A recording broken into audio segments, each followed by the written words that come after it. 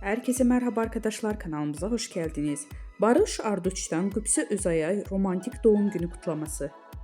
Ünlü oyuncu Barış Arduç, eşi Qübsə Özay'ın 41. doğum günü sosyal medya üzerinde romantik bir paylaşım yaparak kutladı.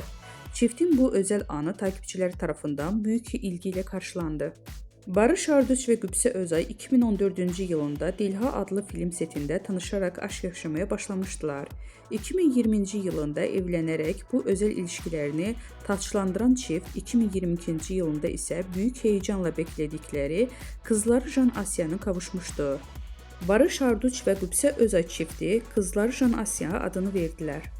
Özel hayatlarını gözlerden uzak tutmayı tercih eden ünlü çift, zaman zaman ayrıldıkları iddialarıyla gündeme gelmişti. Ancak bu iddialara yanıt veren çift, bir tatilde Alaçatı'da birlikte objektiflere yansıdı. Denizde birlikte giren ikili kendilerini görüntüleyen gazetecilere el sallayarak samimi bir şekilde selam verdi.